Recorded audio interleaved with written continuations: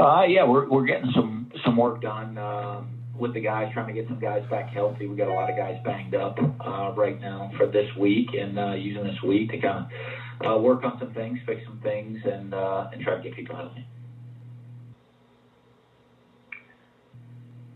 We'll begin with Edgar Thompson of the Orlando Sentinel.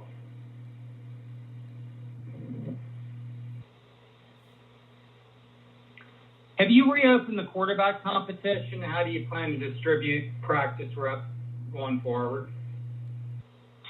Yeah, you know what? We're really fortunate. We have two really good quarterbacks here, and we've played both of them in every game that they've been healthy. So I see us continuing down that path. Okay. What words of encouragement, Dan, about the program's direction can you offer fans and recruits right now? I mean, coming off a loss like this, I mean, obviously people are upset, and I've seen some decommitments from some top recruits this week. Yeah, I think we're headed in a good way with the attitude of the program. Our kids here on the team have a great attitude, great focus. The energy we've had at practice, has been really good. And so, I'm pretty pleased with where the mindset of the guys on the team are right now. Okay, thank you. Yeah. Next is Matt Baker of the Tampa Times. Hey, Dan, let me follow up on Edgar's quarterback question. In the past, you've been pretty firm that Emory is the starter. Is that still the case? Yeah, I mean, like everything, we'll look at everything and we evaluate everything that we do all the time, and just like at every spot on the field. So, but like I said, we have both guys that played a bunch. We've got experience, and we're fortunate to have the two guys that are a pretty good combination out there on the field together. And then one of the other things you said you'd evaluate after the LSU game was the run defense. When you went back and looked at the film, what jumped out to you about just how they were able to run so well against you all? Yeah, we gotta do a better job closing gaps down. Left a couple of leaving too much space in there. We got to be able to close that off with the defensive front. Make sure we're fitting things perfectly, and then make tackles. We had a bunch of missed tackles in the game as well. So a combination of different things that we're working on. Thanks, Dan. Next is Gene Pernetti of the Florida Times Union. Hey, Dan, you said that you're constantly evaluating everything you do all the time. When the question was asked about the quarterback situation, do you plan at this point on starting Emory against Georgia, or are you leaving that open-ended?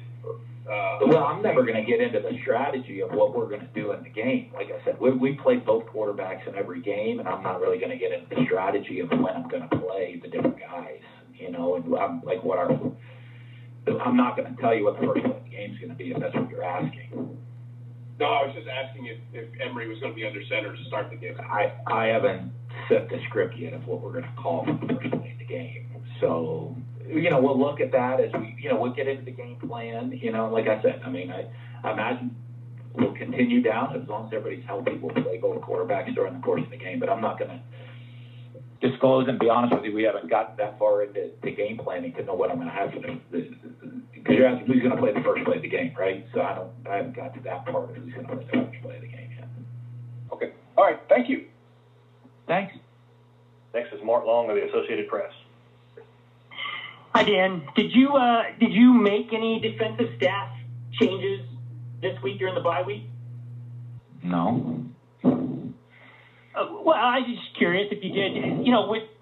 When you look at it, how do you explain what they did against LSU, this defense? Because it played pretty well before that. Yeah, and so that's what we look at. I mean, the inconsistencies we've had throughout the course of the season, have been kind of that we're looking at. I mean, we had one game, we went on the road and had 15 penalties, and then the next game we had 0. And so we're just looking at the inconsistencies and how do we shore up our inconsistencies to play at a more consistent level. have you started looking? I mean, Todd Grantham's contract expires in January. Have you started looking beyond, like, is Todd going to be here? Do you want him back in the next year, or do I need to start looking for a defensive coordinator?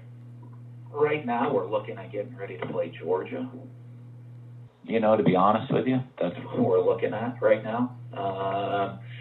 So I haven't looked at all our coaches' contracts. I'm sure we have a bunch of contracts that are up at some point, and and that's something that we look at kind of after the season when it's more kind of appropriate to do those things. And right now, it's really preparation, and we're getting ready in the bye week of evaluating what we've done well, what we've done poorly, how to eliminate some of our inconsistencies, get a jump start on the game plan for the Georgia game, and obviously recruiting. Some guys heading out recruiting this weekend.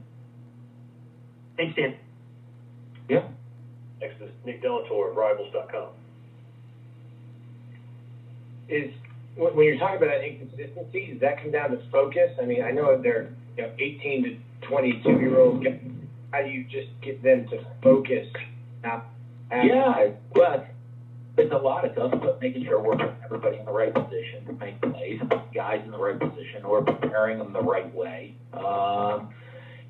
And like you said, hey, if it's not just one thing, it seems to be varied things in different weeks, and that's one of the things that's on me, of making sure that we do play consistency. I mean, consistently to go from,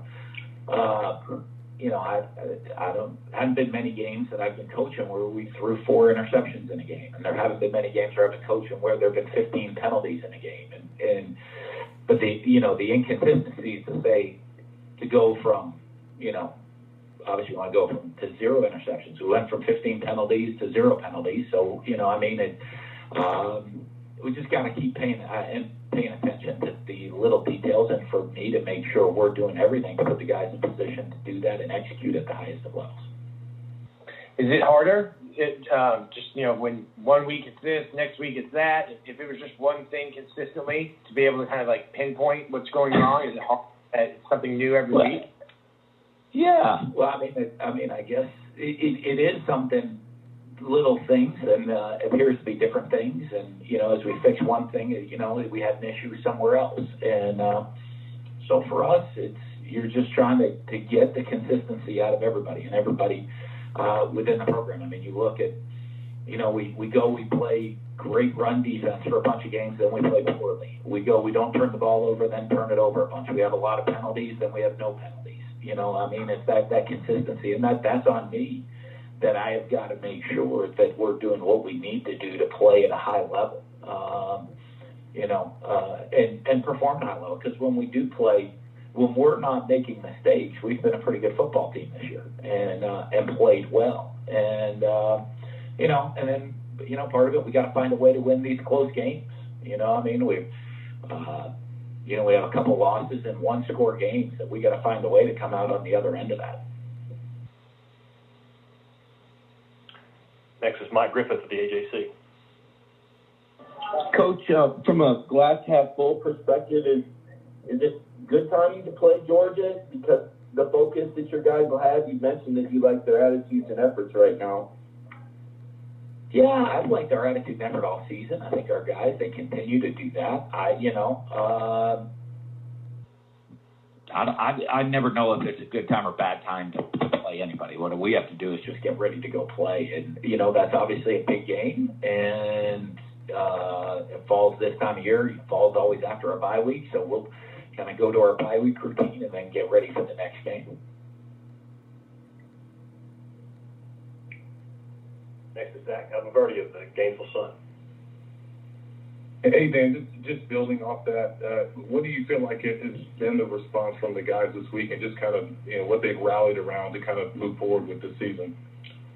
Well, I think our guys love football, and so there's still a lot of football to go be played this year. And, we're at the midpoint kind of of the season. A little bit beyond that, really, if you go to training camp and all that stuff. But as far as games that we play, you're right around the midpoint of the season. There's,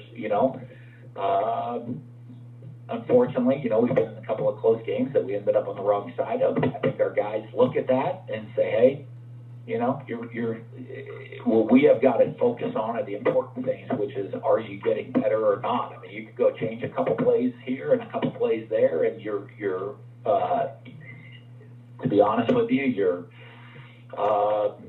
record is better, but you're still fixing problems or issues or things that you're not doing well, and how to focus on things we are doing well, and that's kind of where everybody's been.